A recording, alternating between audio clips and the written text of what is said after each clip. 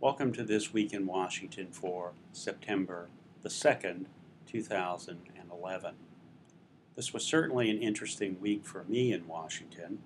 On Wednesday, I attended a White House ceremony in the Rose Garden to listen to President Obama discuss his views about moving forward with a transportation reauthorization or continuation that he urged Congress to pass that would not disrupt financing or ongoing efforts in our field, similar to the experience that occurred earlier this year relative to the Federal Aviation Administration.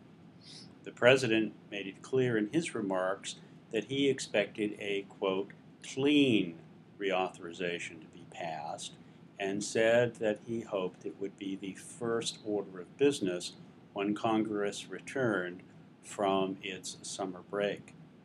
Later in his discussions, the President did refer to improvements within the highway and transit programs that he would like to see, including faster processing and more responsiveness to state and local needs.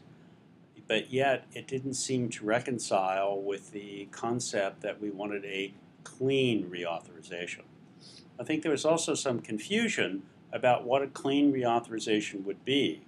I'm very concerned, as I know all of you are, about the financing within the SAFE-T-LU reauthorization, and I'm not sure how a clean reauthorization would give us sufficient revenue to make up for the losses that are occurring in gas tax receipts.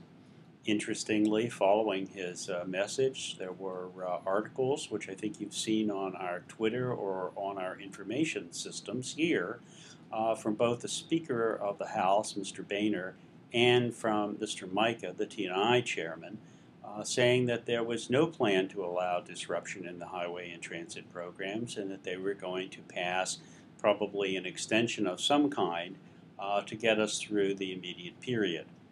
Congress, as you know, when they return to work after Labor Day, only plans to be in town for just about 3 weeks.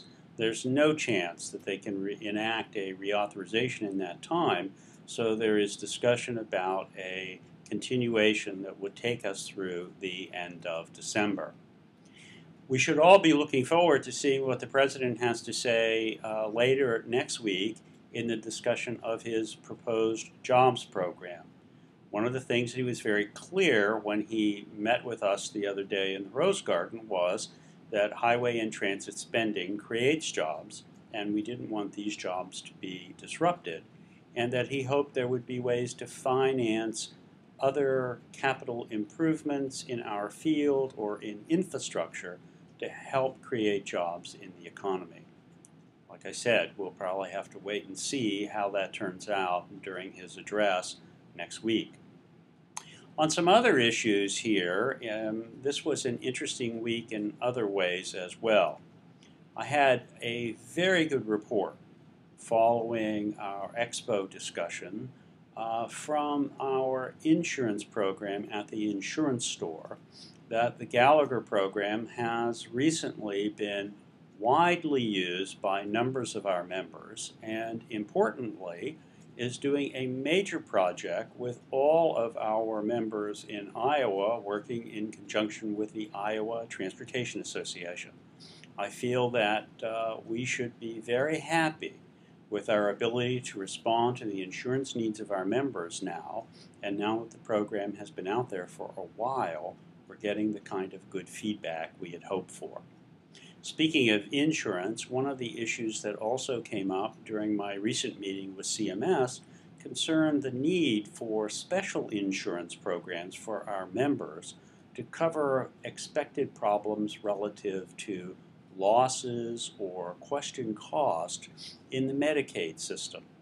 A different kind of what we like to call errors and omissions insurance, I think, is something that we'll be talking to the Gallaghers about to see if there's some way we can create an insurance program that would provide a reasonably purchased insurance option for our members to provide special protection should they encounter difficulties in Medicaid or or someday in Medicare audits. I should have more on that following our meeting with them later in September. The other challenge of this last month has concerned our efforts at CTDLS to expand our green lending programs. Many of you might remember we were very much involved in a constructive partnership with Community Reinvestment Fund before the major banking issues arose several years ago. Community Reinvestment stopped making loans or financing to us because they were under a great deal of pressure caused by investments they had made that took a significant downturn during the economic crisis. I'm pleased to report that they have now completely recovered and are very interested in the concepts we have proposed on green lending. We have an agreement being finalized that would provide them to be a resource for us to provide alternative funding for our efforts in the trucking field, but also to provide financial support for more transit-oriented activities such as van pools, transportation operating costs, the purchase of green equipment, and a variety of other transportation-related services that focus on green investing and green outcomes. I'm hopeful to be able to report to you something more about that in the next couple weeks, but I'm very optimistic that they will be returning to be the kind of partners they were in the past, which would give us great options on expanded financing at lower rates for our members.